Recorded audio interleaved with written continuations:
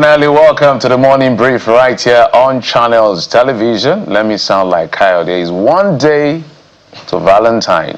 That's on one hand. And this is about 50 years or so after the death of Murtala Muhammad when he was assassinated in Lagos, Nigeria, February 13th. So it's a mixed bag for us in terms of history and global events that are being marked around the world or will be marked around the world tomorrow. So guys, choose the one you want. What do you want to remember? Valentine tomorrow or the memory of Murtala Muhammad? Why is everybody looking so sad? Well, we could put everything together. There's no harm in doing that.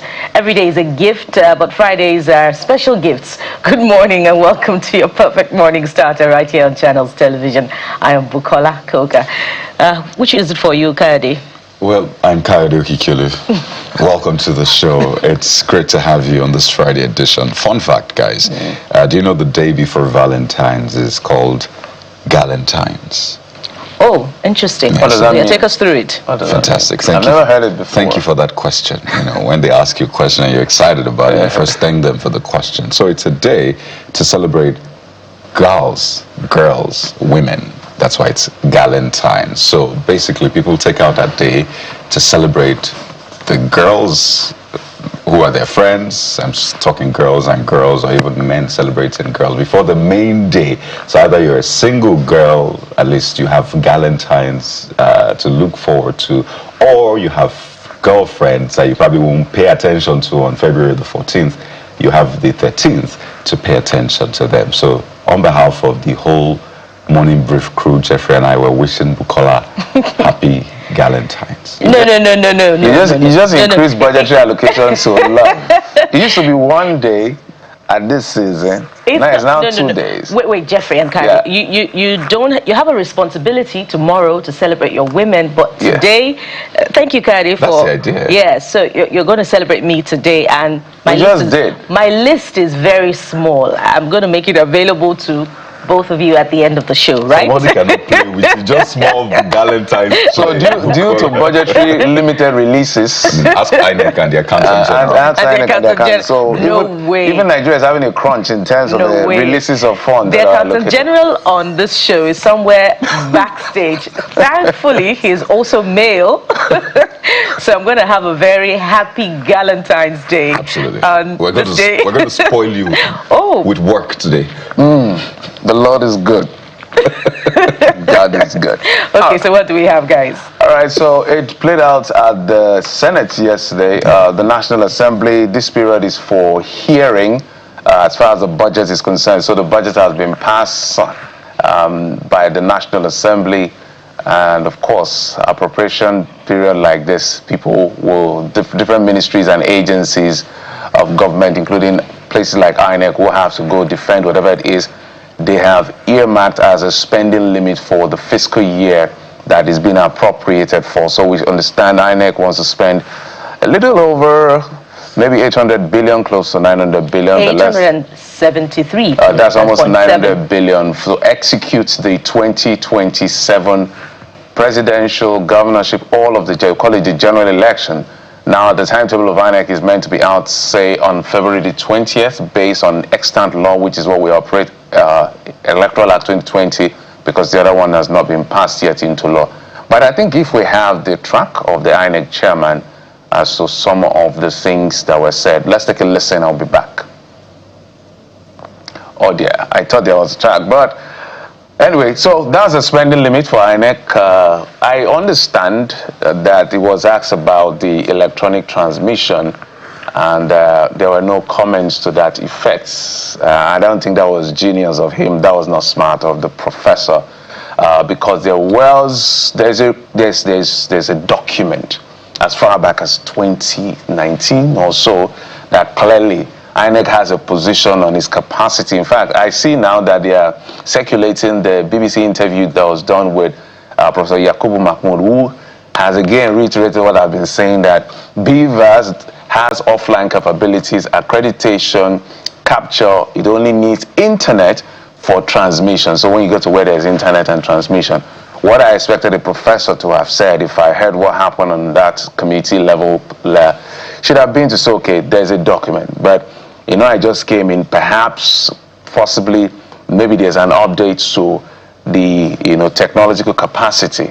That is, if you want to speak about the internet and all of that, due consultations will be done and reverted. But when you, as a chairman of the Independent National Electoral Commission, a senior advocate of Nigeria at this level, you can clearly posit in certainty, at least fairly, what the capabilities are. Is failure already. That's on one hand. Two, it is fear playing out here because you don't want to get anybody hurt and all of that. And that is not genius. You should have answered them to the best of his ability to show that I don't care what you guys are doing here at the National Assembly, but this is what we have as document. And that would have injected some level of trust. People naturally don't trust INEC as an institution. It's a problem in most places, but ours as well. So some of these remarks would have given a bit of optics. So it wasn't genius of Professor Amopiton to not have answered. That is if he did answer later.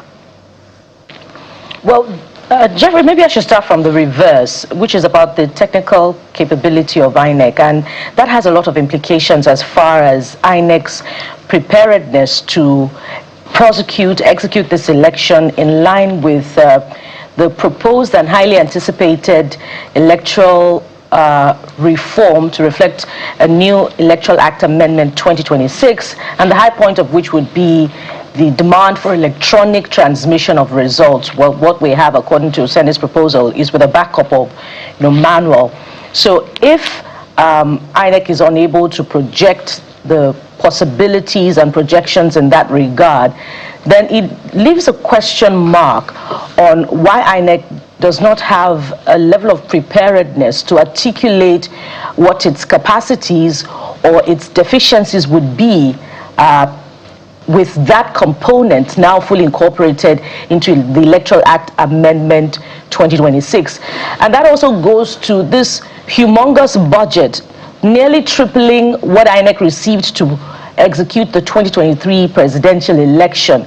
So if we are saying that our proposal for the 2027 election would be 837.7 billion naira, does it incorporate the electoral reform? And I believe that was one of the questions that one of the senators put through to the INEC chairman. I believe that was Senator Seriake Dixon. Does it incorporate INEC's preparedness to reflect its, the electronic transmission of result component into the budget? Does it have all of those implications, knowing that we have 36 states of the Federation, including the FCT and all of that? That means that there is a serious gap. And many have said that, look, it is INEC that is supposed to be in the forefront of advocating for the transmission of results electronically, not just civil society, because INEC constitutionally has the mandate to execute the elections. That's on the one hand, in terms of that very, very obvious gap that cannot be ignored on the part of the body mandated to prosecute the election. On the other hand is the amount, nearly tripling that of 2023. Now, what is the justification for this amount? We're not going to proceed by projecting that it's probably inflationary pressures and all of that. This is a huge sum for a country with high poverty rate.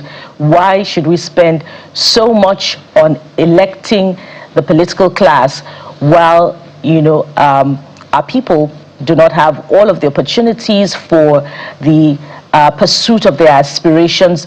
There are no conditions where dreams are achieved. No level playing field, no equitable distribution of income. That's more appropriate to describe the situation. And so why must we spend that much?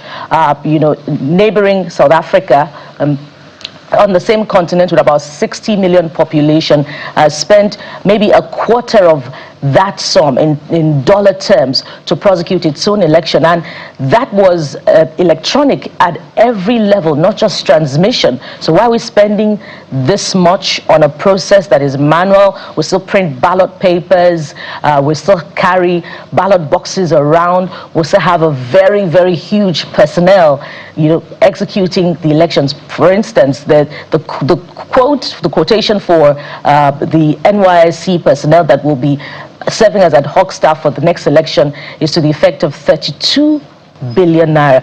We could go on and on to put question marks, and then another tagline, usually from the relevant boss of an agency or the ministry, would be this envelope budgeting system is not really working for us and all of that. My question is, if it is the presiding officer of the ministry or an agency that would be defending a budget that is prepared by experts from the Ministry of Budget Planning, and then why should it be the boss that is defending that particular sum? I wonder if you have questions for that, guys. Coyote. Well, INEC has its own internal mechanism. They have their own budgeting system. Of course, it's their own operation, so they should have a finger on the pulse in that sense. In terms of the previous election, some would say if you were to convert it to dollars, the last election cost about $1 billion plus. This one, if you do the current rate, is about $600 million plus. So they'll say, well, looking at it from that angle, it's not as much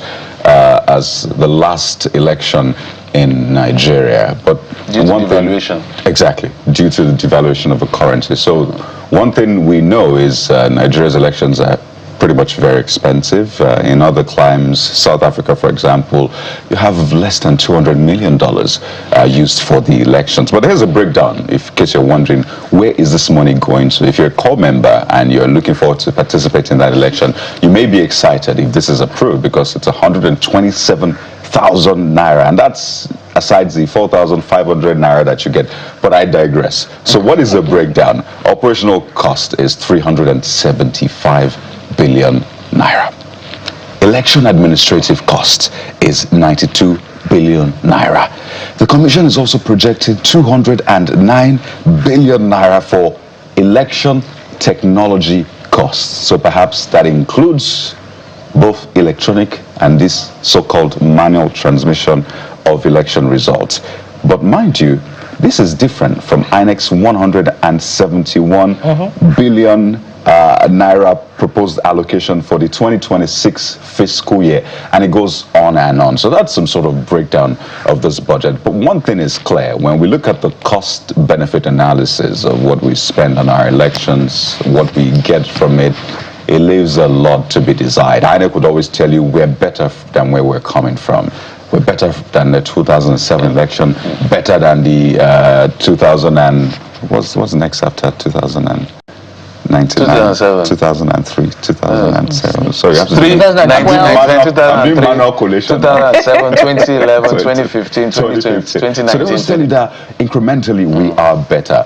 But one thing is clear: we must ensure that the costs really justifies the benefits, in the sense that what we're spending must actually be beneficial. If you ask me, I think we're spending more than ×3 what we should be spending on elections. It should be in the region of maybe $150 million. Come on, what's going on? So if you look, if you looked at the figure, it's nearly triple what was spent on the 2023 election. And even if you're quoting inflationary pressures, it shouldn't be that much from where we stand here. I followed the 2 elections in Africa, about 3 of them. So one of the elections I followed last night was South Africa. Have you seen their collation center?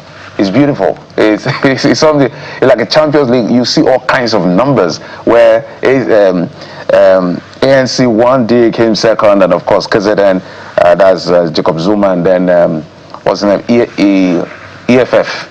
Came fourth, but you could see the level of sophistry for that particular election. Now we're still, I don't know, you still see, what do you call it now, projector-like Excel sheets. Come on, man.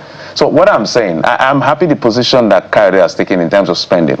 I am saying, you as the chairman of INEC, given what is playing out in Nigeria, we are, as media, as stakeholders, as everybody, as citizens, we have been divided, arguing both and for and against electoral transmission, real time, and all of the nomenclature we used to describe it.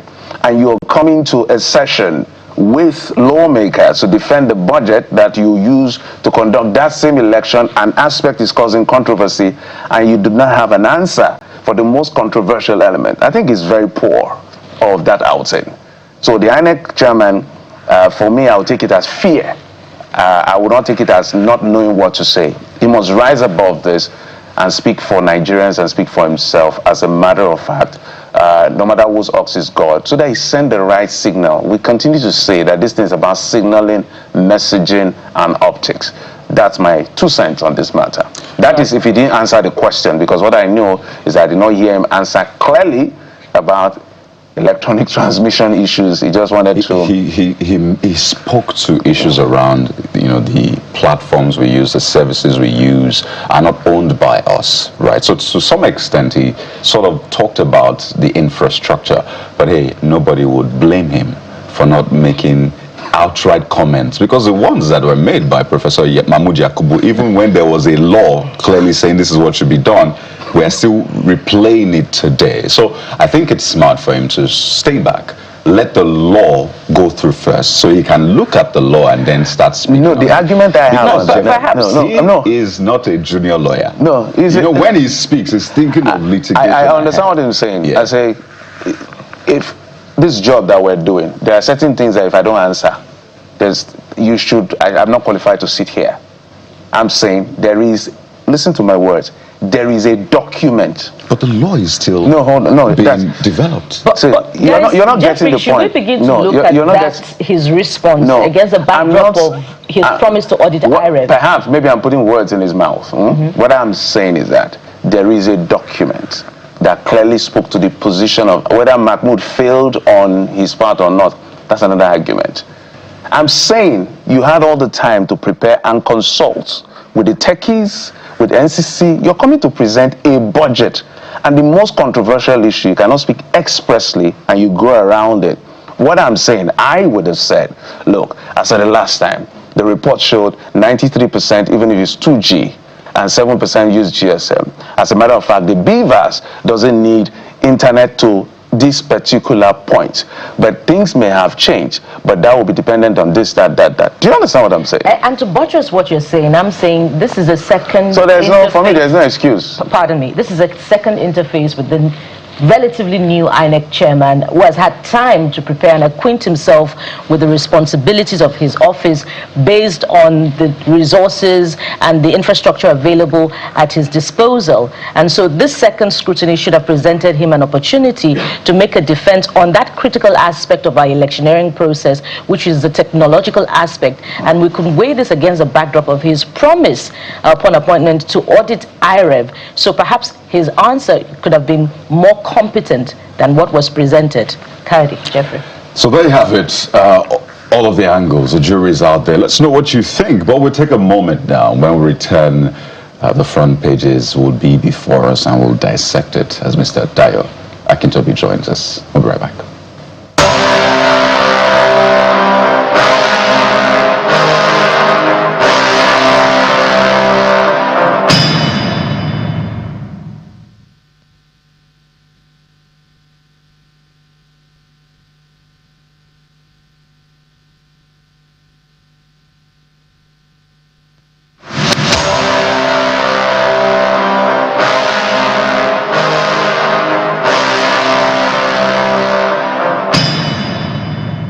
Welcome back. Mr. Akintobi joins us right here in our Lagos studio. Dayo Akintobi is a journalist. Thank you, sir, for coming on the program. My pleasure always. Thank God it's Friday. Where are we heading to from here? You look prepared, Mr. Sir. It's like, I'm going to get this jacket. One of these. What do they call this thing?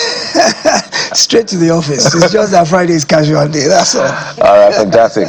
So let's start with this Nigeria, Mr. Akintobi. I want you to binge through 3 stories in quick succession. Okay. INEC seeking 873 point something billion for the 2027 general election. The earmarks in terms of operations and technology has been listed there as well. Nigeria's oil output rises, but is missing OPEC target yet again. And Fubara dissolving the River State Executive Council. All right, let's talk about INEC first. I mean, almost 900 billion naira is a humongous amount of money. And as you rightly noted earlier, it's about triple what we spent in 2023. The thing that strikes me when I looked at the breakdown is the fact that they've allocated so much to equipment. And I asked myself, what happened to the stuff we used in 2023?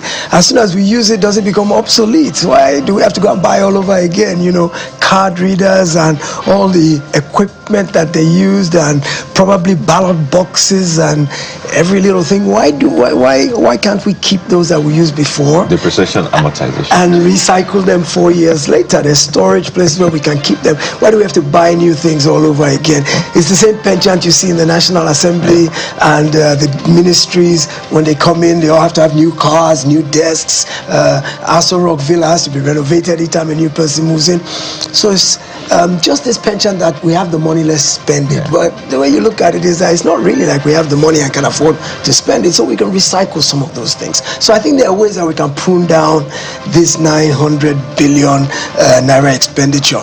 The thing also that hits me about that is the fact that in spite of that amount of money, we still can't guarantee electronic transmission of results. So what exactly are we spending the money on technology for? Because you can see there's 200 and something odd billion allocated to technology. So what is the technology expected to achieve if the most basic of all the technological requirements we can't guarantee? And like you said, INEC didn't stand up and defend the fact that, okay, if we get this money, we can assure you that we will achieve this in terms of technology. So it's probably just another boondoggle, which is a project by which it's a white elephant type thing that a lot more money has been allocated to it than really needs to be spent. And it's coming at a time when Nigeria can't really afford that kind of expenditure. There are so many other critical sectors that could use infusions of cash. Education, health sector, infrastructure, they're all crying for funds, and at a time like this we're expending this kind of money on elections. I know we all want free, fair and credible elections, and it will take some amount of money to do, but I think this is a bit over the top. Now your second story in terms of OPEC and the oil output, still meeting, we've increased our output, which is good. The restiveness in the Niger Delta has reduced. Pipeline vandalism and oil theft has reduced. Our daily output in terms of the number of barrels we're actually bringing up has increased, but you say we're still missing the OPEC quota, which quite frankly is pitiful. But let's at least give credit to where we're making gains. We're doing better than we were before. Absolutely. And that's giving us something to aspire to, that where we have targets, if we continue to ramp up production, we'll eventually get to where we need to be in terms of this. But I think with the Dangote refinery online, its capability, and the news came out just yesterday that it's now up to 650. It has actually reached. Just kudos to them. Absolutely, absolutely. That's fantastic. So this brings down the price of petrol. Well, But at least we're seeing it in the FX exchange rate. Our exchange rate is now less than 1.4. 1.3, I think it has even gone to 1.360 or 1.340. Yes, Change it. that refinery is a game changer. It's making ripples in just about every sector. So down the road, we think it'll really make a difference in our lives. And your third story was Rivers. Fubara on Rivers. Dissolving is a great council. Well, I mean, there's a saying that the witch cries. Fubara and ex-governor Wike met with the president about 3 or 4 days ago in Abuja, ostensibly for a peace meeting to diffuse the tension that's continuing to pervade the Rivers political space. The president sought to have a truce, and some agreements came out of that meeting, even though they were not disclosed publicly. But to now see this dissolution of the cabinet a few days after, I believe that is a corollary or an offshoot or an outcome of that meeting. The cabinet was primarily Governor Fubara's people. So for him to have dissolved that cabinet, you read the tea leaves. You think Wike is now running a third term by proxy? Well, let's wait and see who is going to reappoint into the cabinet, but I foresee that a lot of Wike's men will come back into that cabinet. I think that was part of the compromise that was reached. I also worry about the State House of Assembly, even though understanding that part of the deal was that they'll call off the impeachment process. But I know Martin Amewule is still hostile to Fubara and loyal to Wike. So it's still treacherous days ahead in Rivers State. I don't think, I think Fubara has shown that he's a bit on the weak side in terms of the ability to stand up to for himself. And I think this flip-flopping back and forth doesn't speak very well for him as the frontline leader in Rivers State. Well, Jeffrey's not so optimistic as far as Rivers is concerned. I also don't like the fact that a president should be able to tell a governor what to do. I don't like that. I think that a governor in and of itself is an authority unto himself within the confines of his state. And I think that anything that happens in that state is his prerogative. I don't think any outside person, no matter how highly placed, should be able to dictate, even in terms of a compromise. I don't think so. At the end of the day, all of this is gain for the president. The president knows the game he's playing, and he's very smart with it.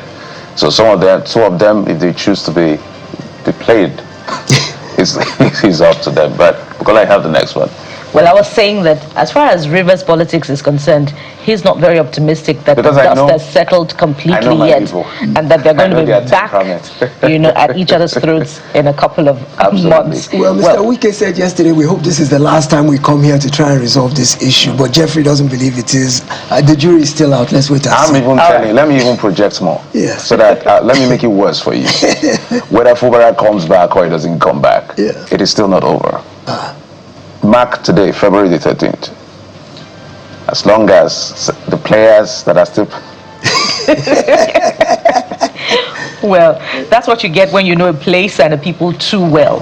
We'll rely on you for further updates from Rivers, Jeffrey. Let's head to We'll the be fine. Vanguard newspaper. I'm proud of my people. Let's head to the Vanguard newspaper now, and of course, it's a recap of that significant event that took place last night, and that's the celebration of 50 years since the passing of former military head of state, General Murtala Mohammed.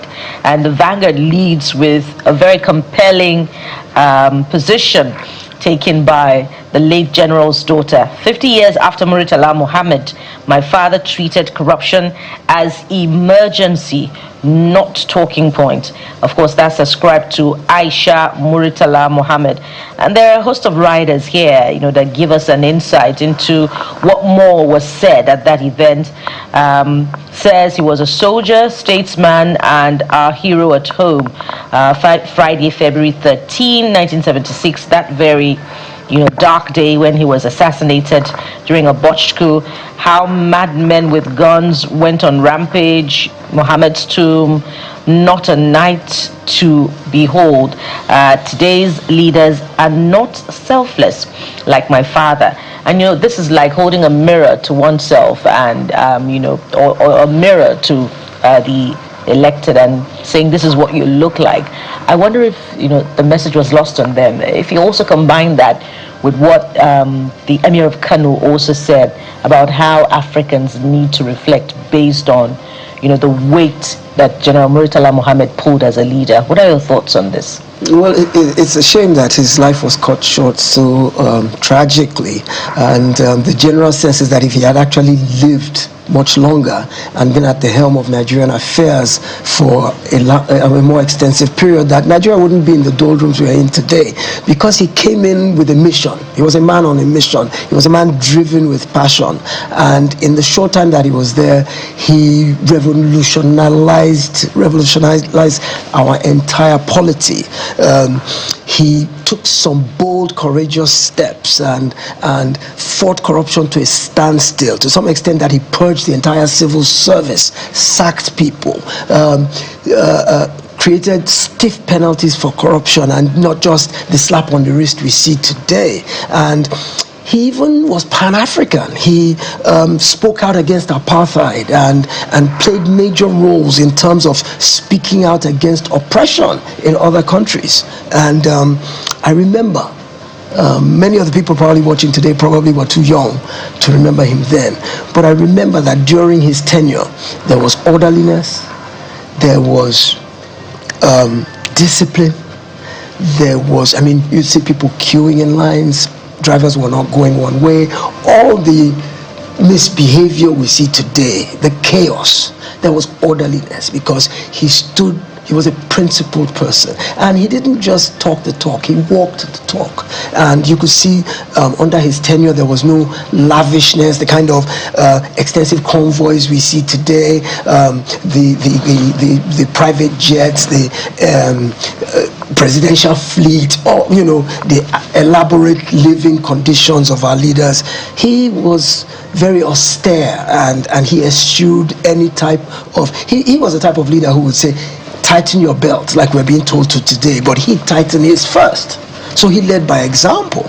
And I remember that in their administration, the leaders drove Peugeot 504s, cars that were assembled in Nigeria, the most basic type of transportation. Granted, his assassination led to a rejigging of the security architecture to better protect our leaders, which of course now expanded things like convoys and entourages and things like that. But the bottom line is what he stood for. He was a beacon of hope. See, terms like renewed hope agenda, they sound like just campaign rhetoric. Slogan. Yes, campaign slogans. But the hope that he was selling in those days, or that he was championing in those days, you felt it. It electrified your heart and galvanized your mind to a point that you believed it, because you saw tangible outputs that let you know that these are serious people. And he put Nigeria on a path, on a trajectory of seriousness. And I wish I could foretell and see if he had been there for 8-10 years, where we would be today. But unfortunately his life was cut short. His successor, General Obasanjo, then tried to continue in the path that Muritala had created, and he didn't do so badly in terms of what they set out to do. I mean, it was under the administration that it took us back to politics in 1979, and that was a promise that Muritala made when he came in, that they would set the country in shape and then they would hand back power to us to dictate, to order our own affairs, and the administration did do that. So I think we lost a lot by him not living a long time. I think there are many lessons to be learned from his leadership. I listened to some of the people who spoke yesterday, former Vice President Oshibajo, President Obasanjo, they all spoke at this lecture. Even President Goodluck Jonathan said something to the effect that Nigeria should not allow any leaders over 50 years old. First thing that struck me then was, okay, he's written himself out of this election. Because, for some time there was a speculation that he was going to run. But I agree with that. I think it's time to retire the geriatrics. I think Nigeria needs fresh blood. We need youthfulness. We need creativity. And so Muritala left a lasting legacy. He's somebody we should all be proud of. We should hold in high esteem, and we should honor his memory by contributing our own quota to the upliftment and development of this country the way he saw it 50 years ago. Something we can never speak too much of. I don't know if this was also a shade at someone saying, Murtala Mohammed didn't treat corruption as a talking point. He treated it as an emergency. So maybe we can just look to recent history and pinpoint those who've been treating corruption as a talking point, just something to put in the speech. Give it one paragraph, so it's like we speak about it. Yes. But let's switch gears now. Look at the Guardian newspaper, and this one, Mr. Kintobi, we need a major conversation on it. And it's about the National Assembly tightening grip on public finances amid 2027 election funding debate. For more context, the Accountant General incidentally also has to defend his own budget. Yes. And I like that kind of check and balance. If it works well, if we do it well, governance should be something to cheer about. Yes. Because some of these mechanisms are in place, so you don't have all the power. Someone can check and balance you. But anyway, Mr. Akintobi, when the Accountant General, Mr. Ogun, was before the committee defending, they then asked him and said, you know what, we're actually not going to give you any allocation. In fact, they threatened him with zero allocation. Why? They said, you see, this government always says we have saved trillions from subsidy removal. Yet, contractors have not been paid about 2.2 trillion naira. Secondly, we have lots of people waiting to be paid money. So what exactly is going on? And the Accountant General says, well, it's not entirely my fault. First, the Ways and Means, which we used to have, is no more there. And for the first time, I saw someone arguing in favor of Ways and Means. in public, that is. Then secondly, he said, we have issues with our software as well. There was some glitch and all of that. But one thing is clear, Mr. Kitobi, something is not right in this government. Because if there's one thing that this government always touts as one of its wins, is the fact that the removal of subsidy has made more funds available to pay the governors. In fact, they put the figures $20 billion. Another senator, Senator Adela, says we saved 10 trillion naira from this removal of subsidy. But yet, contractors are being owed. All the other operations, ministries, they are not getting the adequate funding. Someone is clearly lying to us, Mr. Kintobi. Pensioners are not getting their money either. Some salaries are not being paid on time well, that's the argument, is that the subsidy savings. Not complaining.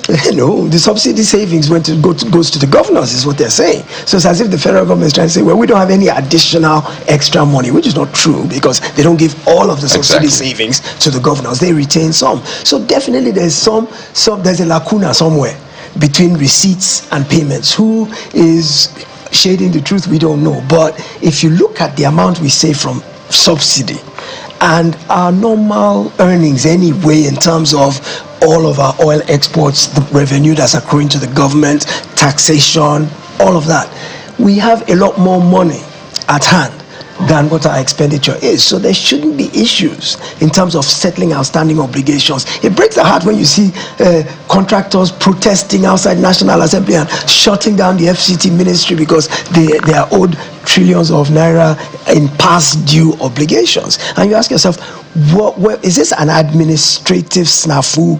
Is it being caused by bureaucratic red tape that is stopping the payment vouchers from going from one desk to another? Have we not automated our systems now to a point whereby by the time a project is being completed and the completion certificate is signed, everything should be online and everything should be automated in such a way that payments are not delayed? So the question becomes, are these subsidy savings true? Look at, for example, a report that came out about our foreign reserve is $49 billion, which is double or triple what it was back in 2023. We're saving money hand over foot because we're making more money every day. But it's not reflecting in our administrative competence in terms of what we need to do that requires money, which is why the National Assembly was making this threat to the Accountant General, who, like you said, doesn't really have much control. But bottom line, like you said, is there's a gap somewhere. What is causing that problem? Is it that the receipts are not what they say they are? Or is it that the expenses are way more than what they say they are? To be fair, Mr. Ogujimi actually gave an insight. I know there are some things you have to say with wisdom. Yeah, of course. So this is what he said. He explained that, see, my office can only disburse funds that are formally released to the office. To the office, exactly. In essence, saying that, see, the flow is not coming from where the flow is meant to come. So clearly, the money is either not there or someone is holding on to it, and we obviously know what the answer to this is. Okay, so because I don't believe maybe the network challenge or the software challenge is a thing, but obviously that's not what's causing it. Okay, so let's trace it. Who releases to the Accountant General's office? Ministry of Finance? Ministry of Finance, of course, with collaboration with CBN. So who releases to Ministry of Finance? CBN? I think it's Ministry of Finance that activates everything. Okay. CBN can now pay straight to. And but the money goes into the Treasury. Yes, every Treasury. So the Treasury cannot just release money until it is approved. Yes. And they say release the money. So you can be seeing the money, but you can't do anything about it. So who approves? So clearly, it's either there isn't enough money in the TSA, as we used to say there was, because if there is enough money, then it should be released through that mechanism all the way to the Office of the Accountant General, then signs off for either the contractor, the MDAs, and all of that. So someone is not telling Nigerians the truth. And he also added, there's a part that he added about what is compounding the problem, the fact that noting that many fail to remit collected revenues, MDAs, they fail to remit collected revenues and or taxes and award contracts that are now fully backed by cash. So monies are not available. These MDAs are busy awarding contracts for monies. maybe it's been appropriated for because appropriation means there's a spending limit. Don't go beyond this. You must spend X, Y, Z within this fiscal year. Yes. But we also forget as citizens that performance of budget is based on first availability of funds, which is what is highlighting here. Is that taxes and revenues that these ministries are collecting. They're not remitting. But I thought there's supposed to be a treasury single account. But government bureaucracy, I don't work in civil service. They understand how these things work. So first there has to be money generated, coming into the account. Yes. Then before we can now talk of releases. Yes. And those releases sometimes maybe 50%, maybe 60%, maybe 40%, based on two things. First, if the monies are available. Right. Two, the bureaucratic bottlenecks that issue and prioritization of the government per time. Absolutely. That issue of remitting to the TSA, very important. Look, for example, NNPCL yesterday declared fantastic profits like we've never seen before. But not too long ago, they were accused of not remitting anything to the central purse through the TSA. So now they've declared profits. Is the money going to come from them? And in addition to that, the customs also declared, surpassing its target for 2025, and it's in fact making a projection for, surpassing that target yet again for 2026. So if the customs is declaring an abundance of resources, non-oil revenue this time, why are we at this juncture where contractors are being owed, where projects are not being executed because of paucity of funds? Definitely, there are more questions to be asked of remittances to the Federation account. Absolutely. Okay, Mr. Kisobi, I don't know whether we have time for more, but let's see. Yes, there's a part I wanted to highlight before I let you go. Yes, just beneath that big story, where it says, Senate, real-time results transmission does not translate to e-voting.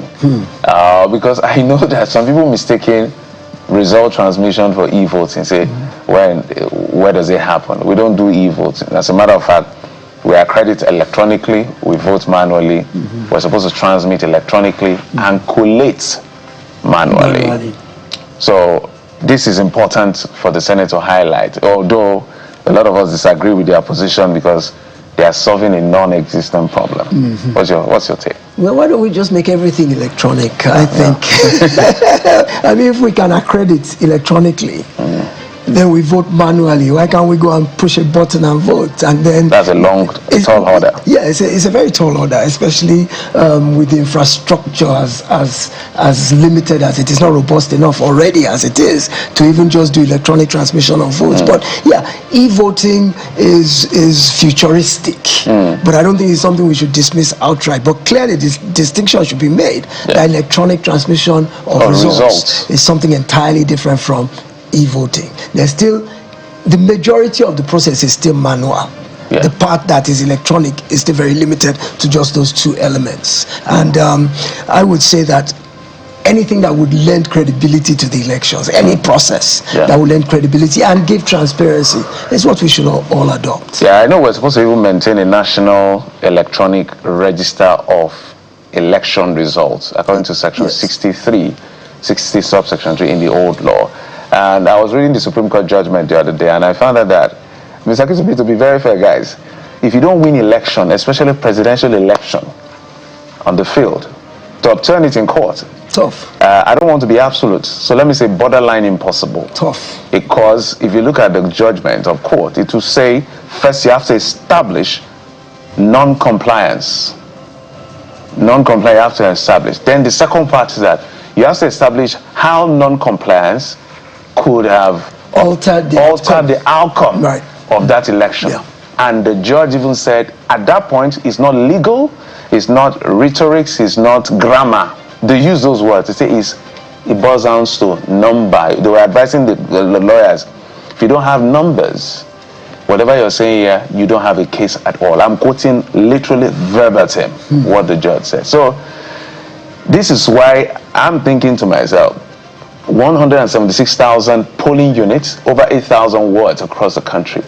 I think we should begin to look at our law such that, but it's going to border around maybe disenfranchising people for being able to be elected. not every political party can be part of a presidential election. That is the truth. In fact, right now, I can dare say not up to 5 parties can effectively, because if you have polling officers across all the states, you know what that means? It's a lot of money. There should be standards put in place that if you don't reach this particular criteria, you can't present. So that's why the whole shout, some of us are shouting about electronic transmission, is because the guidelines are basically subsidiary delegated or informal, we call it inferior legislation. We want to elevate it to an act of parliament, which is next to the ground norm, the constitution. So it's no longer the liberty and the what you call the latitude discretion of INEC is totally removed in the question. So you must chakam, I call it the chakam effect. You must snap that thing so that I won't go to the collation center in case abracadabra happens. We all have the results. We can now say what happened here, although it's not a collation portal. Right. All hope is not lost on that yet, because on Monday the harmonization committee is going to meet between the committee that the House and conference the Senate. committee. Yes, the conference committee to harmonize the two versions. And of course, because in the House of Representatives version, they passed mandatory transmission, electronic transmission in real time. They passed that. So hopefully common sense will prevail. That should be done in side by side with the physical collation. Yes. So hopefully that conference committee will. Okay. So all hope is not lost yet. We hope it's the Muritala kind of hope. And just before we go, Mr. Akintobi, it's Valentine's tomorrow. Love is in the air. How did we get here? Love is in the air. From electronic transmission of results to Valentine's. I'll explain. I have a perfect explanation. Okay. When we talk Valentine's, it's usually couples, colleagues sometimes. But please, what is the perfect Valentine's gift from Nigeria to Nigerians and vice versa? Is there anything is that something we can also accommodate? Yes, absolutely. Section 60, subsection 3. It's both ways. From Nigeria to Nigerians and Nigerians to Nigeria, because love is meant to be a two-way traffic. I shouldn't be facing one way. We've done too much for Nigeria. Nigeria needs to do much for Nigeria. Let's have it. What's your take? Yeah, why not tomorrow, the 14th of February, Valentine's Day? Why doesn't each and every Nigerian tell another Nigerian, I love you? A stranger on the street. Just show love to somebody you don't know. And let's spread the love. And it'll come around in a circle. Pass it forward. I think we were trying to tell you to give us an answer that has to do with governance issues. But I think this is great as well. I know that's what we were looking for, but we talked about Nigeria in general. Let's show each other some love, and love will come back to us. Yes, we're great people. We are. We're great people. It's just that we've not been blessed with the right set of leadership successively. With greatest sense of respect to everyone who has done their part. But we're great people. Well, I'll settle for a box of chocolates and some 12 roses, a dozen roses and a box of chocolates. Bukola is sitting by your side, but we'll talk about that later. It's Valentine's Day, so you might as well add your gifts to the list that you're collecting today. Not collecting. You're not the only girl on this From Jeffrey Kade, the guy's back end, and yours too. Okay. Dayo Akintobi is a public affairs analyst and a journalist joining us. Always a delight, sir. Have a great weekend. Thank you for coming. Thank you. We'll take a break and we'll segue into that conversation around national issues, whether it's budget, whether it's the electronic transmission, electoral act amendment. Let's just potpourri all of it and see how it goes from here. Thank you for staying with us. We'll be right back in just a moment.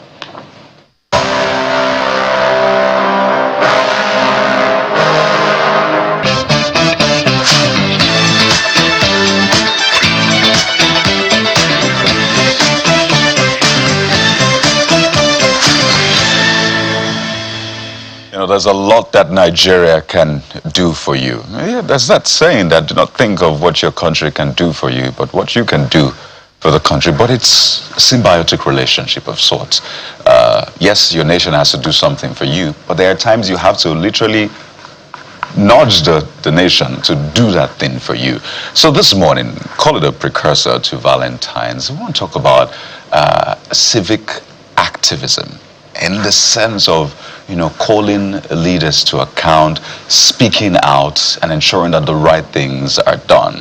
We don't just vote alone and go to bed and expect that the right things are done. No, we have to literally police the leaders, the system, such that it delivers to us up until a time where it can then self-regulate itself. And we have someone on the show who's been doing something in that nature. It's gotten into a little bit of trouble time and again, but he's still continuing. We have joining us the convener of Make Ogun State Great Again, Kayode Olawe, is right here with us in our Lagos studio. Good morning. Welcome to the program, sir. Good morning, sir. Thank you for having me. A lot of people know you on social media as a man who does recordings and says, you know what, this road should be fixed. This road is bad. It has been bad for this period of time.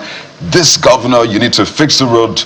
This person, you need to fix the road. And I'm wondering, how did you transition to that phase? Because for a lot of people, they say, just be quiet and don't speak up about these things. You may get in trouble.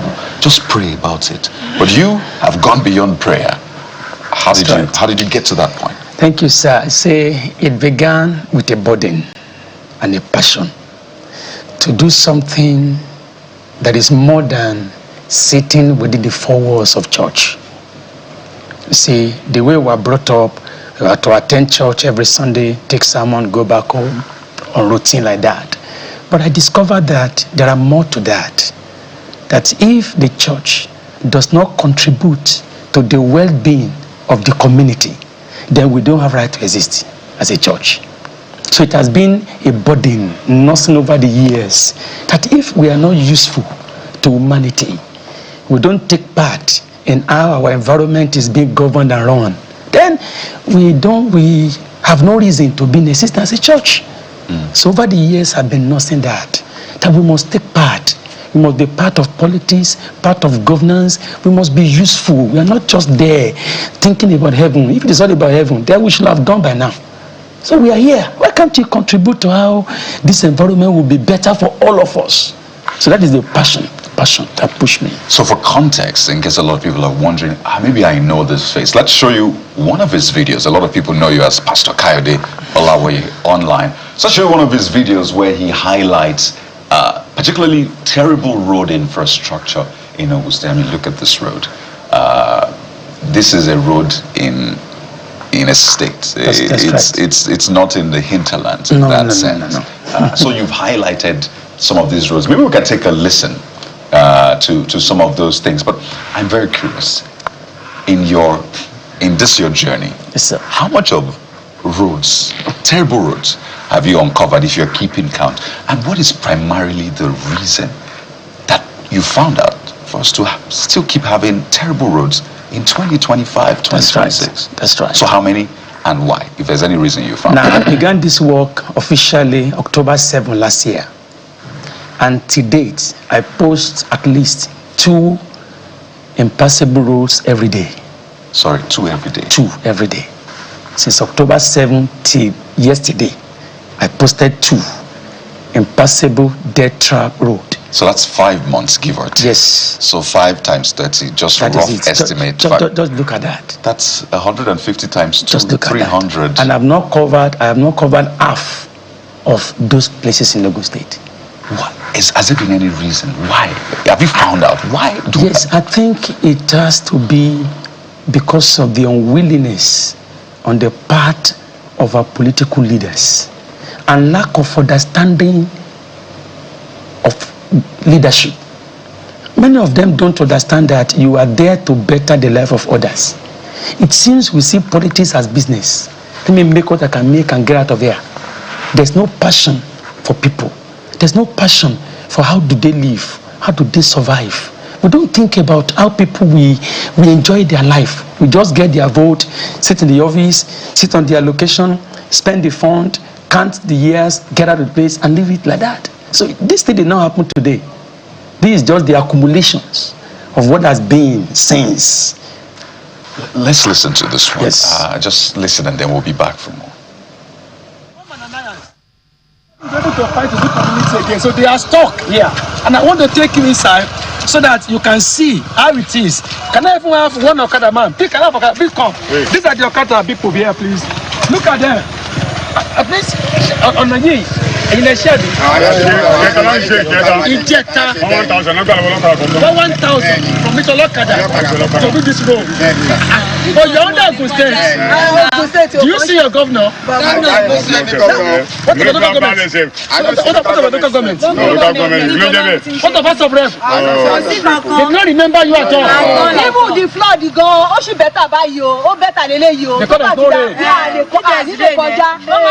they not be able to pass. Enter. You see, this is 13th of November. The rain has almost gone. If it rains here, everywhere we are standing here, it says nobody can pass. And these people are under Ogun State. Local government does not take care of them. House of Rep, nobody comes here, and they are only here. Can you see this rain? Can you see now? Okay, let's go forward inside and see how it is. Thank you, sir. Thank you, sir.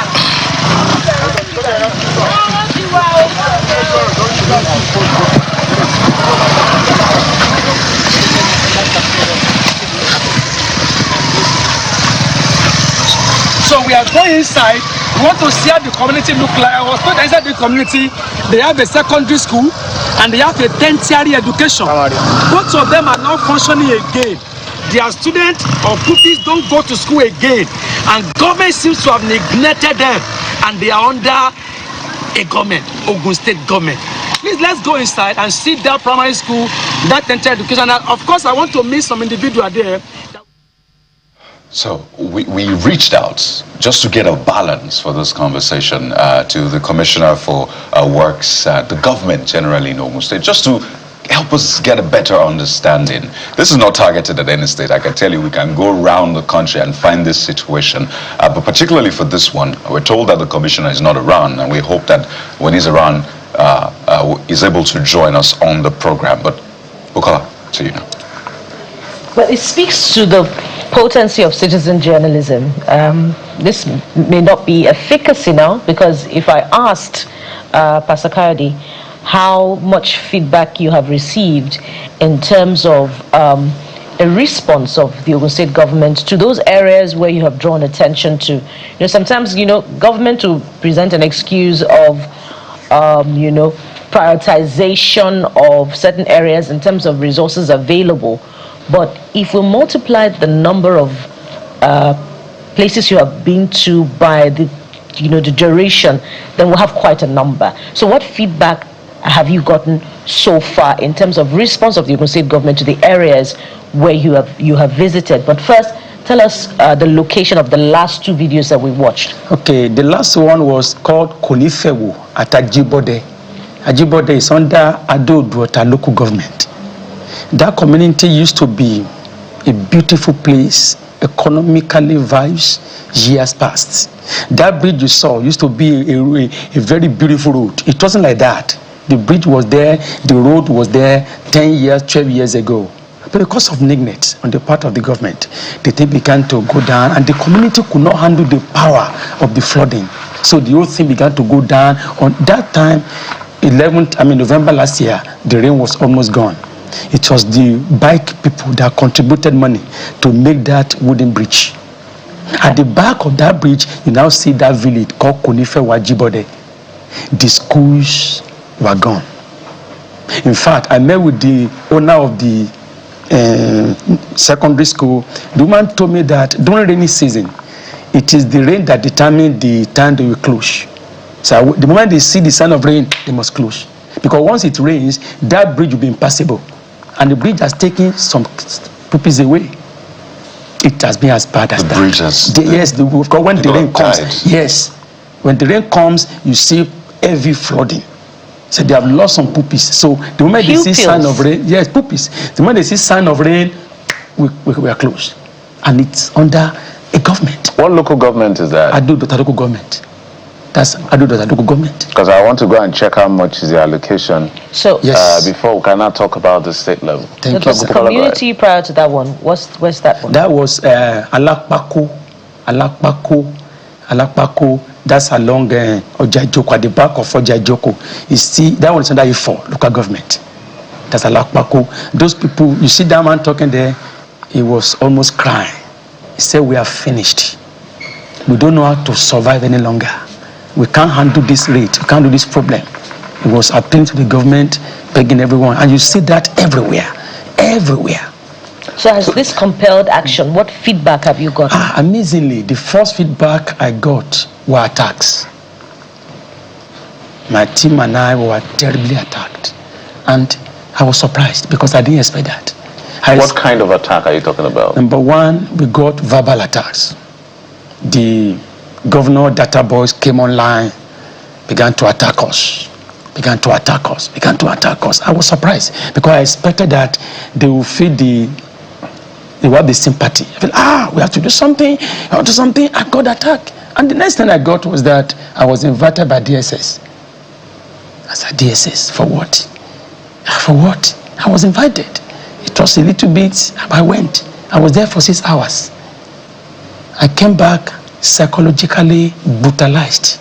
What did they invite you for? In fact, No.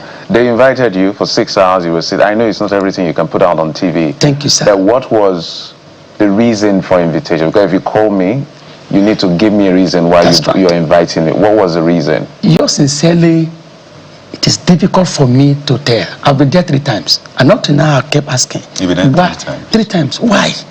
Because I put it across to them. Have I broken the law? Am I a security threat? Can't you see my videos? What have I done? They couldn't tell me you have done this and this and this. But with the way I was handled, you come back from that place and you almost lost your confidence. You felt like you shouldn't do this anymore. So what kind of question did they ask you? The ones you can say on TV? If you allow me, maybe, for example, they were trying to find out who is sponsoring me. Okay. I could remember that question over and over. I said, must somebody sponsor me for this? What do I spend to do this? I use my phone to record. So nobody's sponsoring me. I'm not spending money than to be on bike, to the site, and from the place, bike drop me back to where I'm coming from. Even the community will say, let's give you money for friends. What friend? You that has taught me to live. So I'm not spending much than on transport. So who is sponsoring me? I use my phone. I don't have a drone for whatever yet. So, but they kept asking. It's okay. Are you working for a political person? Say, at this level of my, how will somebody be pushing me to do this? So I can't tell you. I have seen some of your videos, and I don't know whether it's a strategy, whether it's because of the threats or the attacks, as you call it in this sense. So I know that in your videos, the very cap you wear, Jesus, because you're a pastor, but I also see that you wear a shirt that has the face of the president. That's right. So are you, because I know that you go to some roads and you praise the federal government for their intervention. I think I saw one road you did one time. Yes. For that, you praise the president. Then you go to other roads, and then the Ogun state government, like some people say you're the weapon fashioned against Dakwa Abiodun. That's on a lighter note anyway. So you go and talk about those roads and all of that. So that's why we're asking whether you're being funded or being backed by anyone in that sense. But where I'm going to with my question, is it a strategy for self-protection that you carry on supporting the president to do this work? Because I see that you support the president. For me, I sat down, I studied this presidency or president. I look at his policies. For the first time in the history of this nation, we have a president who is fighting for the people at the grassroots. That thing moved me a lot. He was not just saying it, he was acting it. Look at the Supreme Court judgment 2024 in favor of local government autonomy. Because the greatest problem we have in this country is that governance does not get to the grassroots. And governance can never get to the grassroots without local government being at work. So local government chairpersons, many times, they are just like employees of the governor. They don't have the fund to go to the localities and reach out to the people. So when the man said, if I began to study, is it just saying it the way they used to say it? But I saw that the president kept hammering on it. There was a place he was speaking to the governor. He said, when you are looking for vote, you go to the grassroots. After the vote, you come and stay in Abuja. Go back to them. Let local government have the one. He kept saying it. Up to last year, December 19, he still called the governors and told them, if you don't allow the government to work, I will send the allocation to them directly. So I saw a president that has a heart for the people. And I feel like, okay, let me key to this. Let me sell this policy. So my next question has to do, what has the Ogun State government in any way, because you're popular on social media, I see you on social media, so I want to believe that the people that work with Dakwa Abiodun, the governor, I'm sure they know their work. They should have noticed you as well, because it's bad image for the government that the roads are in a terrible state. I'm sure he's done other roads, but the ones you highlight are very bad and very poor. Have they called you? Have they invited you? What? Just tell us what you know. That's another surprise. I've never been invited. I've never been called. The only thing I got from them was abuse, insult, attack. So have they ever, I know that there was one time you did with your people you were talking about, I think about 120 roads, I can remember, that are in a very terrible state. That's right. So since you started, you said it started when? October 7, 2025? That's right. 2025. So this is about 5 months in. That's right. So some of the roads you highlighted, let's use the 120 or 100, because you're doing what a citizen should do, call the attention of government to solve a problem that is of common good if it's resolved. Have they gone to those places, any of the roads, to fix it? At least 1 or 2 or 3? In fairness, they have made attempt. For example, I was at Yanalogbo. Yanalogbo is Abeokuta Express Road, major road, Yanalogbo. The road had been done 4 times by the Ogun State government. After 3-5 months, the road will go back to the way it was. And I was there, I was so curious. Why? Until we discovered that the materials have been inferior. So I kept shouting. And December last year, I saw these graders, excavators, and stones everywhere. Somebody called me and said, Pastor, they are working there. So I rushed to the place and I met with the engineers. Wow, I was happy. I said, Governor, thank you. Thank you. I made the video, please. All my fans helped me to appreciate the governor. And truly, the work started. So we have seen that on 1 or 2 occasions. We have seen that, but yet the willingness to really make a change is not there. It's not there. Sometimes they start the war, you see the pace so slow. At times they abandon the site. At the middle of the war, disappear. I say, why did you leave this place again? So the willingness has not been there. In fact, with the body language of our governor, it's like he's not ready to do anything. Wow. I must say that this conversation is also to encourage people to speak up. You have your mobile device, you have at least your social media platform. You can actually speak up and nudge government to do the right thing. Whether you are in Ogun State, or you are in Abia State, or you are in Katsina, you actually are the government in that sense, because democracy is meant to be government of the people, by the people, and for the people. So without the people, there shouldn't be any government. And on a lighter note, when people see the president's picture on your shirt and they see your face cap that has Jesus, they think, are you saying that if the president doesn't protect you, that at least Jesus will protect you? Well, you're right, because I also discovered that having the president picture on me give me a level of protection. People feel like Apostle Paul said, I appeal to Caesar. And when he appealed to Caesar, the power that be at that time couldn't touch him again. Because they felt, if you touch this man, he has appealed, he said, unto Caesar you will go. So I discovered that in my journey so far, they feel like, if you touch this guy, the president might react. Because I'm strictly acting on the policy of the president. I'm strictly acting on this policy. There are those who will disagree with you on this, the president's policy. And I'm sure you've come across that a lot. And they will point to the security across the country, particularly what looks like it's coming down south now. We've seen incidents of kidnappings in your state, Ogun State. So they will disagree and say, well, we've looked at it and we don't exactly agree with you in that sense. So I wonder, do you look at some of his policies and also look and say, well, these are areas I think that you must improve on? Because I think you represent someone who can speak truth to power. And it doesn't mean that you hate the person. That's right. It doesn't mean that you are against government. You should be able to sit someone down and say, well, I appreciate you in this area, but in this area, you are not doing well. So do you look at the president's policies and say, some of these areas I don't agree with you? You see, the fact remains that no human being can solve all the problem. The day we understand that no matter how good a person is or an administration, it can't solve all the problem. That is why government is a continuum.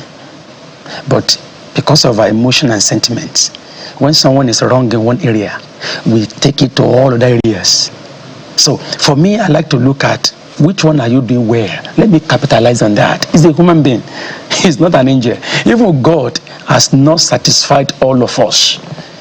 If the throne of God is something we can compete for, some will have voted against God. That's true. God, you are not good enough. God, you are biased. You are biased. So human being, we can't satisfy all of us. So you see some good things there? So some good things. I want to stay with that. What about the governor of Ogun State? Do you see some good things he's doing? The governor of Ogun State, my, oh my. Like you said, I have nothing personal against him. I voted for him. I campaigned for him. Oh, really? And I'm not a member of any political party. So you voted for Dr. Abiodun? I voted. I campaigned. I think you're doing the right if you voted and you're put I see my picture. Follow your votes. I see my pictures at my picture at home. I see I have a cap. I have an organization for him. I call it Dr. Abiodun Support Organization. And you were not bankrolled for that organization? I wasn't. In fact, the first time I attended the meeting, the man is at E4. But at the meeting, one of the chieftains saw I brought pastors. I said, we want to be part of governance.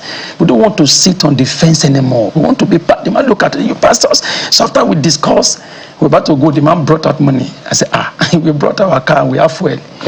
So the man said, this is the first time I will see those that come for this and they don't collect money. So I voted. I campaigned. I organized prayer meeting for my governor. I still have my records. I put together hundreds of people. Let's pray for him. Let's pray for him. But how do you feel now that he's in your? Because as far as we are concerned, as far as what you're showing the world is concerned, Dr. Abiodun, the governor, is doing a terrible job at governance. Yes. As far as your point of view is concerned. Yes, so if you were to speak to him, because he's watching, his people will be watching. That's right. We expect his commissioners to come. Let's have their own side of the story as well, because that's what fairness and objectivity is really all about. What do you have to tell him? I will tell him in sincerity that, Your Excellency, allow the 20 local government to function. Allow them. No matter how good or strong you are, you can't touch all this local government as a person. Allow your local government to be effective. Let their allocations get to them and monitor them. Let them give you feedback. Within 1 year that he has left, he will change the game. He will write the name in gold. Sincerely yours, if you can allow local government to work. For example, now, rain is coming. If rainy season comes and meet Ogun State the way it is, a lot of things will go wrong, sir. So I will tell him, please, let the local government be functional. Let it be functional. Let them get this equipment to give people local roads. Let them keep drainages. That's all. If he can do that, within 1 year, he will be the best governor. And then we will be out again, singing his praises. He will do it, because we don't have anything personal against him. We just want him to succeed. That's all.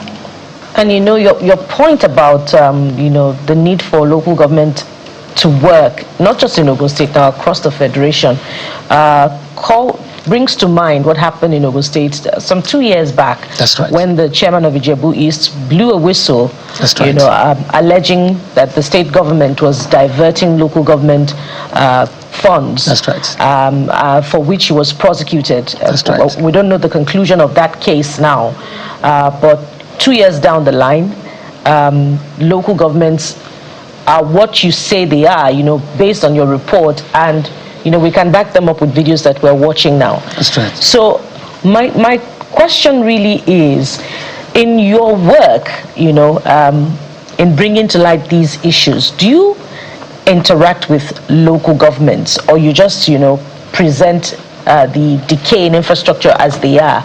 Do you call to mind the local governments while you're doing what you're doing? And what do you find to be the state of local governments in Ogun State? Thank you, Ma. I really tried to get in touch with local government chairpersons, but I later advised myself against it because of what I saw. I saw that these local governments are under a very serious siege. They couldn't talk. especially the one you just mentioned. The name is Honorable Wale Adedayo. 2 years ago, the man voiced out. If I wrote a letter to one of the godfathers of the governor, that see, we are just sitting in the office doing nothing. Our allocation is not getting to us. Please release this money. You knew the story. The man was taken to police, he was harassed, he was detained. Then before the man returned, the councillor that were all suffering together with him, they impeached him. So the man went home 2 years ago. But the man still present. He went to the court. Although his tenure has expired. Last year, December, they went to review the judgment and they came out with the findings that the man was unlawfully impeached. So the man was given 30 million naira in damages, but the man's at home. He said that's gone. So because of that, none of the local government could voice out. I met with one or two of them. They begged me to stay away from them so that I don't implicate them. Can you mention those local governments? It will be fine to mention them. I decided to just keep it so that I would not truly implicate Put them in problems. But they told me, they said we had what other local government champions are doing in other states. For example, look at Lagos, who has become a twin state with Ogun State. Look at the wonders the government are doing. Look at the wonders. Constructing roads, giving street lights, empowerment. Lagos State. You express support for the president, and you've even done so here, besides, the trademark T-shirt that you put on. Do you see the president backing up his voice support for local government administration with action to demand, beyond telling the governors, I can issue an executive order? Do you expect more from the president in that area, regardless of which political party is holding power in any state? That is why we need to make a special appeal to the president to intensify, pressurize this governor, and do what you say you will do. He has said it, but he has not done it. He said he will ensure that he will channel the allocation directly to them. He hasn't done that, and that's why we are worried. He hasn't done that. Even though he kept talking about it, but he hasn't done it. Because once he does it, we will see the effect. Then we'll now go to the local government, from each local government, and ask them, please do this thing for us. So he hasn't done it. Well, this has been a very interesting conversation. I must say that looking through some of the comments online to this conversation, someone was telling one of our viewers online on our YouTube chat that, some of these issues, go and ask your governor. And the person quoted you and said, see, Pastor Kayode that asked his governor, DSS invited him. So please, what do you have to say to people who are scared of speaking up? And now they hear your case and hear that you've even been to DSS not once, not twice, 3 times. Maybe they even have a special... I never have anything they are telling you. So what do you tell people that in spite of this, you must speak up? I think I want to take time to educate our people that fear is evil. Once you are quiet, you don't fall. The reason why we are in this mess is because we are quiet. We are too quiet. We are afraid. As a people. As a people. And we don't know that power belongs to us. We put them in office. They will come to us when they want our vote. They beg. And then we give them the vote. And when they begin to do wrong, we say, I don't want to talk. We need to deliver ourselves from that mental slavery. I was in a place yesterday. I saw the work that is being done. You will see massive work. They were making drainage. Got in a place. But the community sent for me that this drainage they are making is wrong. They have abandoned the whole normal drainage. They were now making it at the middle of the road. In that way, the 2 lanes will now become one. So I was there. I saw it. I said, and they have done a lot. I said, this is wrong. That's engineering wonder. Engineering. I said, what is the way the guy says no inside? I called the community leaders. They come. I want to make a video. I want to explain. You to tell me. They said, no, don't let them see our face. Oh, I said, they do mean. They said they made the engineers. That see, we have a drainage already. You have abandoned it. You now take 50 feet into the road. The engineer said, if you followed your drainage, we are going to demolish some properties. And we don't have enough fund to pay them. So we have to make a new one here that has no obstruction. Can you see that? And because of that, you are now making 2 lanes to become one. Returning a state to 19 watts now. Wow. Can you see? The place is called Ogun. From Ifo, Ibugu, there are 38 communities along that line, down to Ilaro. I see how the video I have not posted because I was there yesterday. So people should speak out. Nobody, even if they arrest you, they will leave you. Once you don't do anything wrong. So we should speak out. We have to speak out. Thank you so much. Honestly, we could go on and on with this conversation. I must say that other states were coming for you. Because that's the idea. We're in Ogun today. You don't know what state will be tomorrow, so we won't let the cats out of the bag. So we're encouraging everyone, whichever local government you're in Nigeria. Pastor Kayode is at the vanguard of this matter. And we are behind you. Thank you, sir. As journalists. And you're self-funded, by the way. Yes. Yes. Yes. No one has given me a dime. So, you know, there's a tax law now. Thank you, sir. There's a tax law in place where everybody has to file, except even when you're exempted, you still have to file. That's So right. the government is really looking into our books. So it is now time for us to use our bazookas legally to look into their affairs. So thank you for what you do. You have the journalist backing. As long as you're doing this objectively, fairly, and all of that, you have our backing. That's why we have invited the government to come as well. So we're using you as let me speak a spiritual word, a point of contact. Thank you. To talk to other citizens to do what you're doing, and we can make Nigeria better. That's right. Nigeria can be better. Right. I'm curious. Kayode. Is this Wow. is this ministry money you're using or personal Not at money? all. It's personal money. Not tight enough. I'm not even spending much on this thing. It's not costing me much. Because we need to put all those questions out. Because people have said that's a lot right. of things. So it's your personal money. That's right. That you're using. That's right. Pastor Kayode Olawoye, yeah, Kayode. You should have sat on that side, so they will say I'm biased. We have to thank you so much. This is not targeted at the government. As I said earlier on, we reached out to the Ogun State government for representation. In fact, we reached out to the Commissioner of Works, but we're told that he's not available, and we hope that we can have that other side to the conversation.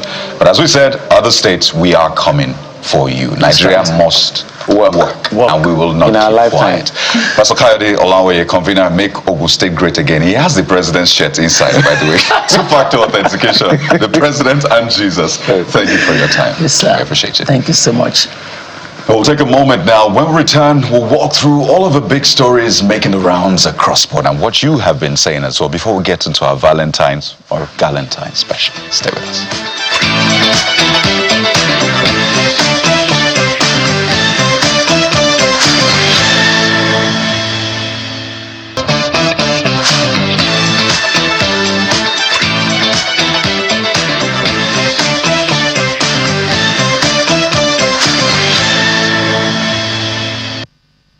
Welcome back. It's still your perfect morning starter right here on Channels Television, and we're making progress away from Ogun State now. Well, it appears as if we're not quite done with Ogun yet, but let's head to Rivers.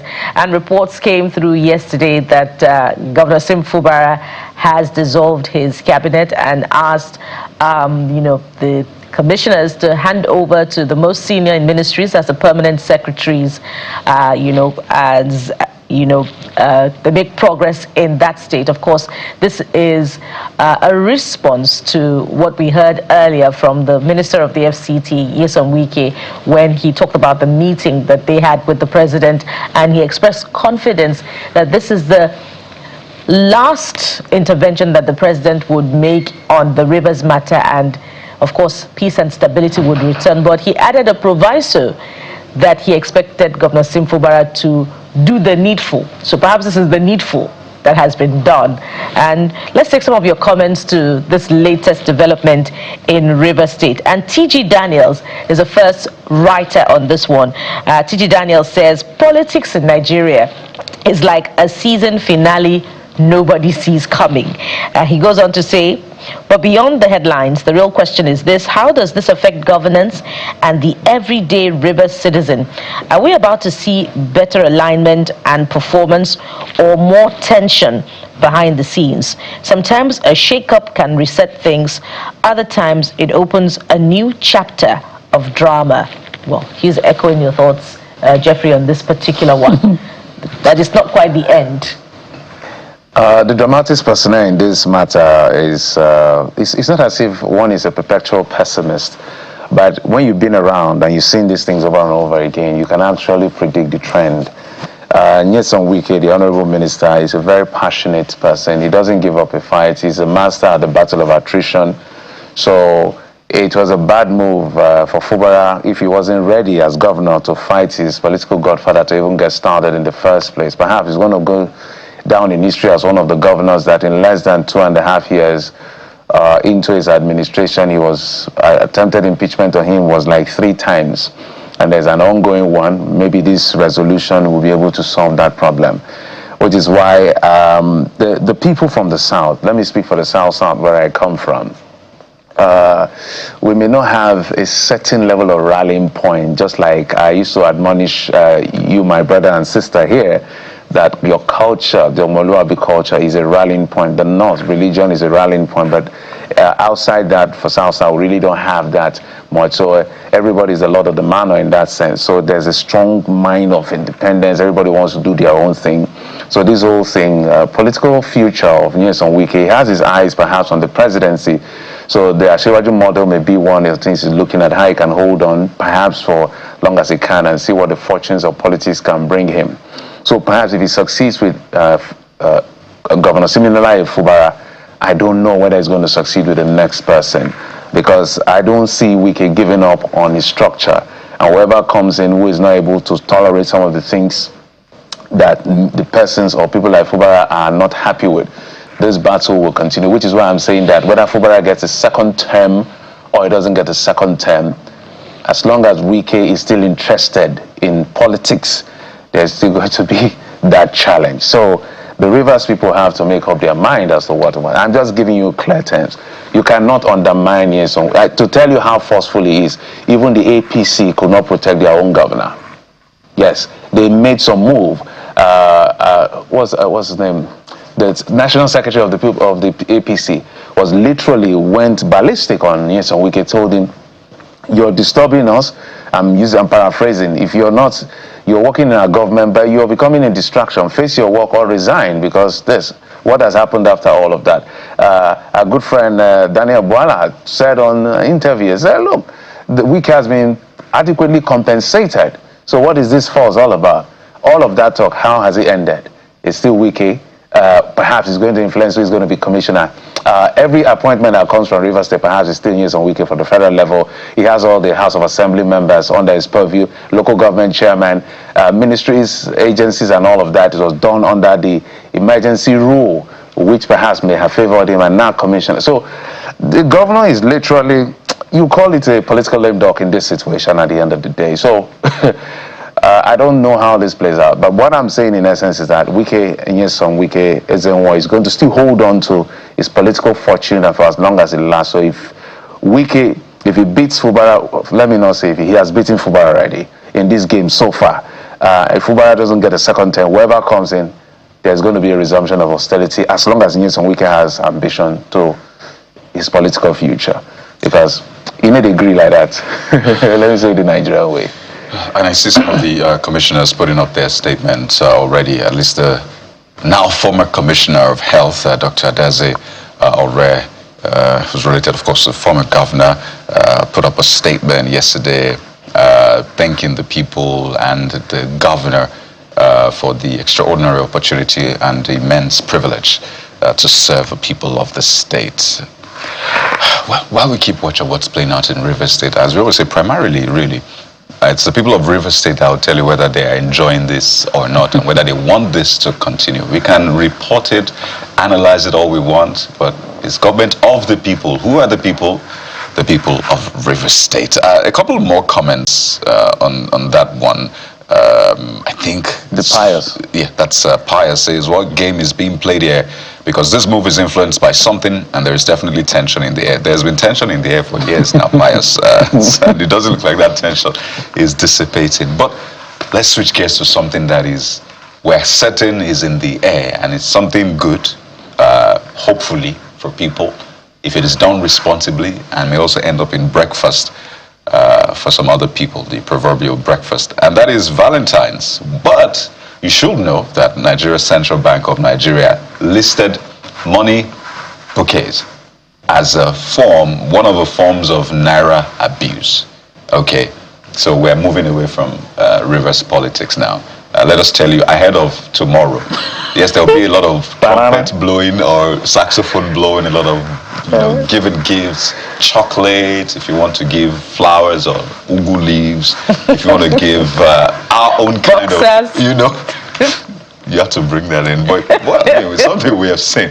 But please note that previously the CBN had listed money bouquets as abuse of Naira. In 2023, the CBN put up that statement. So people have dug it out again. So you will not use it to tension anybody, and by extension, now break the law. So if you are planning to do that, please cease fire, or in this case, seize illegal money bouquet. Well, you guys, you can give me mine in, well-arranged currency bands. The way you've been pitching this thing, I'm willing to accept cash, and I'm willing to accept transfers. No, you don't want money bouquets. No, I don't want money bouquets at all. I'm a law-abiding Nigerian. So let's put up that picture again, so that tomorrow you're not going to run foul of the law, please. Yeah. Words like that. I accept words like that. The Naira. They even gave a toll-free line, so you don't have to spend your credit Monday to Friday, 8 to 4 p.m. These are the forms of abuse. If you spray our currency, the EFCC will come after you. If you sell Naira for Naira, just like we saw during the POS and the redesign period, they'll come after you. Money bouquet, the Parara committee, avoid it. Squeezing, avoid it. Defacing, avoid it. They are just, some people say, why is the central bank killing our joy? How do we show that we love this person? But that's the government telling you, you have to avoid it. So if that is the law, please, before you go and explain what you can avoid, just avoid it. And for those who've been pressured, don't say the CBN didn't do anything for you. Okay, so you don't have to go down this route. Just say, well, I'm sorry, I can't do it because it's just illegal. Put it in the basket. I think they use you put it in the basket, right? So you still have to spend that money. No, you can carry your bundle and put it neatly somewhere. You're not just wrap. You can even wrap the money, right? So put it. You don't need to go through the stress of wrapping mine, by the way. Yeah, and that goes for. Well, what is the problem? But really, is this show about Bukola? Funny story. I don't really, Valentine's Day. I don't really see giving cash as a gesture of love in that sense. It just means you did it easy. Just withdrew the cash and gave the person. You didn't have to go through the process. I'll get there. You didn't have to go through a process of thinking, what does this person like, right? So let me figure out what this person likes, and then use the cash, convert it into a gift, go through that process, then deliver it. So for me, it looks like you just skip the process. Which one do women appreciate the more, cash or the gift, or both? That's a very good question, Jeffrey, and that depends on the kind of woman you're talking about. In this day and age, celebrations like this have been giving different connotations, and some would rather have,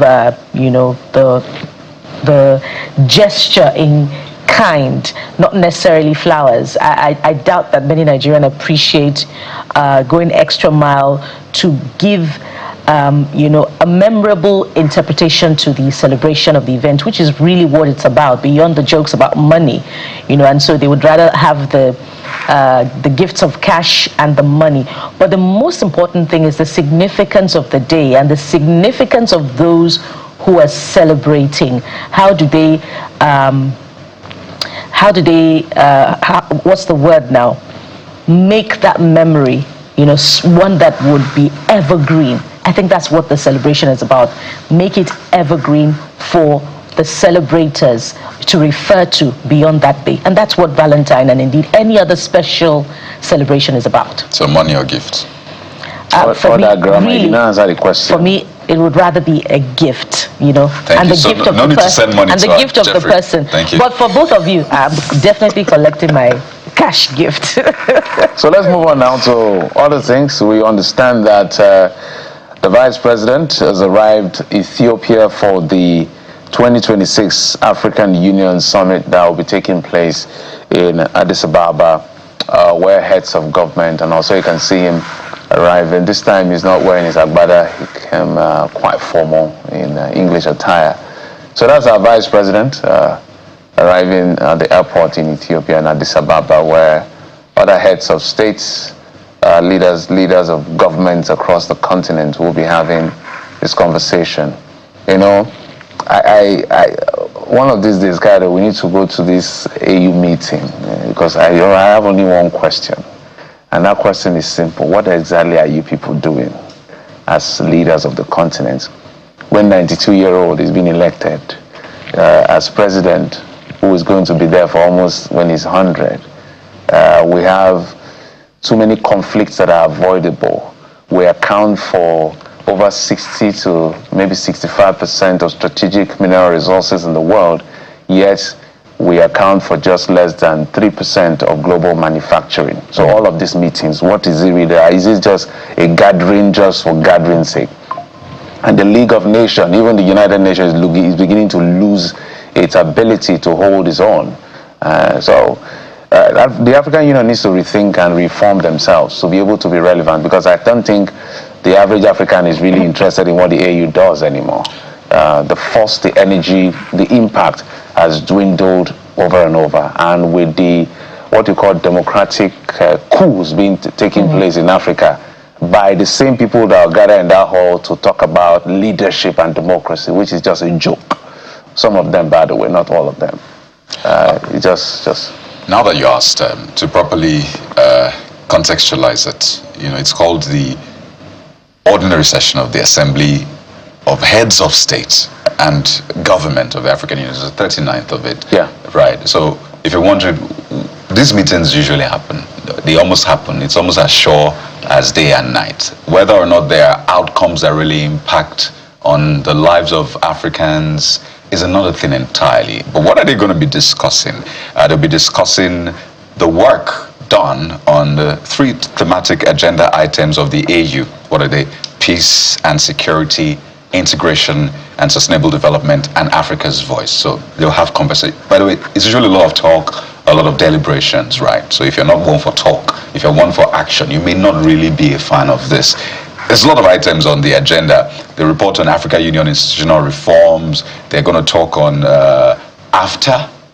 You remember AFTA? Well, it's meant to be a thing, right? So they're still going to talk about AFTA, and the Assembly Committee on Africa, CDC, that's the Center for Disease Control. They're going to speak to issues around the appointment of 10 members of the Peace and Security Council of the AU.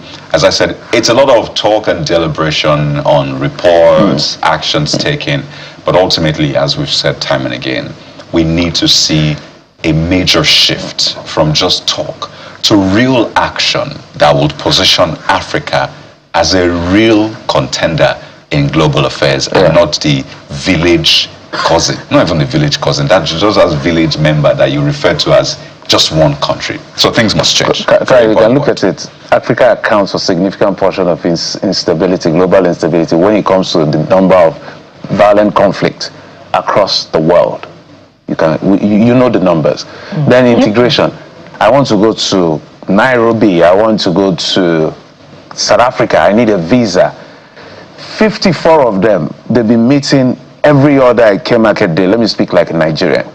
And we still cannot figure as a continent how we just move freely. With Schengen visa, you move as a non-African. I was very embarrassed one day. Aliko Dangote was complaining that moving in Africa is difficult for him. This is somebody that every African country should be literally looking for a way to come. And he needs a visa to go through the country. As rich as he is, that's the richest black man or the richest African right now. And then one of the IOCs, the MD of the IOCs, was in that meeting. And the man had better movement, the fluidity of movement in Africa is better for him than an African leader, a business leader, moving within Africa. Let me shock you. What exactly? So what are they meeting? Oh, this AU, what are you discussing exactly? I Show Speed, the streamer whom a lot of people talked about, found it easy to travel major countries in Africa. Right, in as many days. But remember Ilerioluwa Babalobi, the Nigerian, who says he wants to travel around Africa. He's been on this journey for almost a year now. Guys, he hasn't done half of that journey. For about a year. He applies for visas time and again, they reject a Nigerian trying to travel around Africa. And I recall he mentioned the record time would be a lot less than that. I'm not quite sure the duration that he gave us at that time. It was meant to be 9 months, which is even too long because it's doing by road. And a particular subject echoed by Bide, whom we interviewed, sometime in 2024 on the show. And in recent times, the biker who was, working for cancer awareness, she echoed how traumatic it was for her to get visas and her experience in some countries. So everywhere you go, it's the same story about the seeming lip service to economic integration on the African soil, but without a real backup in terms of the experience of Africans trying to move around within Africa. And so, what really is the expectation from this 39th session of the Assembly of Heads of State and Governments in the African Union? It appears as if it's another talk shop yet again for this one, and not intended to provide any real direction for the African continent. And we could also talk about our values, our commitment to democracy as a continent. Everywhere you go, in quite a number of countries on the continent, we've recorded coups: Mali, Burkina Faso, Niger. And so what really is our values? What are we committed to? Where did Africa lose its way? And, what's the direction for Africa? Big question there. Let me just have this. The meeting should be, can we in the next 2 years make sure that we can travel freely? Can we in the next 2 years timeline and meet it? Not this elders meeting they have every other, with the greatest respect to all of them. It's good to talk, but it's better to also see the results and actions. But let's tell you that this is very concerning, what's playing out as vandals are stripping the Lagos-Calabar coastal road of critical infrastructure. We understand, even just right under the watchful eyes of the security agencies, some of whom are deployed to that area. The Federal Controller of Works, Femi Dare, reports what it described as massive looting of manhole covers and dangerous buildup of refuse in drainage channels, which threatens the integrity of the project, adding that work on the Akpongwa Bridge axis remains on course. That's in another report. But perhaps this is a response to that video we saw of the coastal road being flooded. And it shocked a lot of people that, come on, what exactly is going on here? So is this enough explainer? Don't forget that that place is meant to be secure in that sense. That project is most expensive in that sense. So I'm not sure if this is enough excuse, but let's take a listen to the Federal Controller of Works.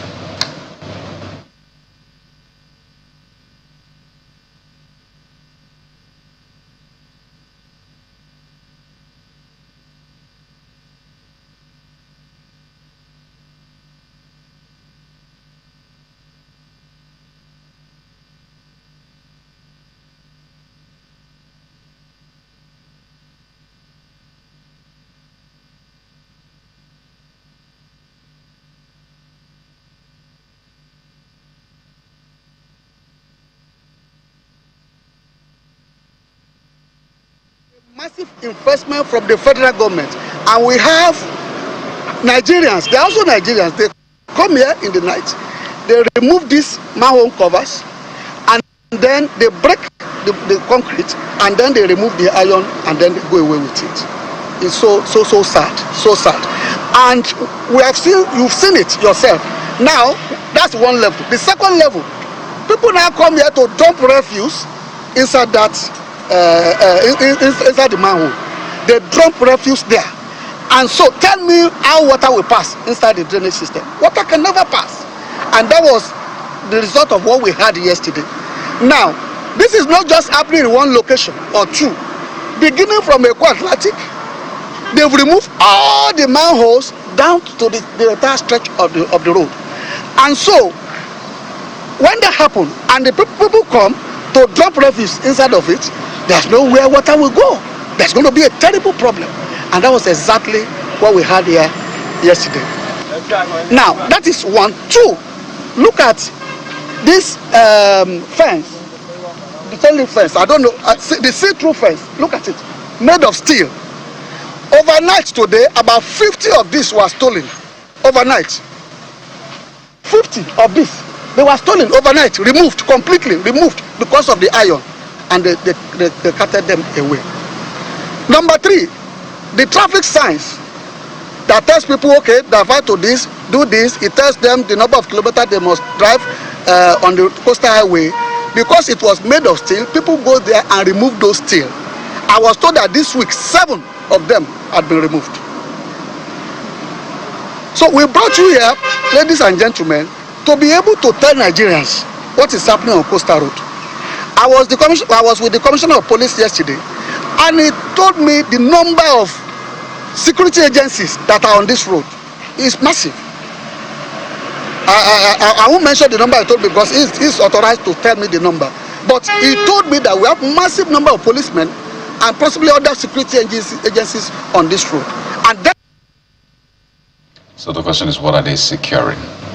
What are they there to secure? I mean, we've seen arrests of motorcycle riders, we've seen enforcement, we've seen even some of people who are applying one way in that sense being arrested.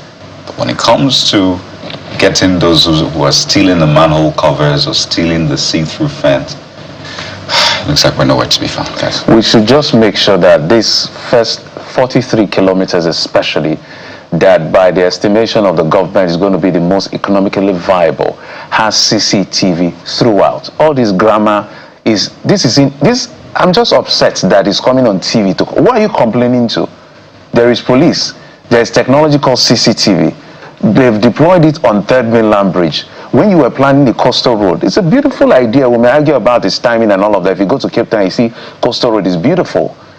You have this technology called CCTV that can help you do so many things at the same time, including checking thefts like this, except they go and steal the CCTV itself.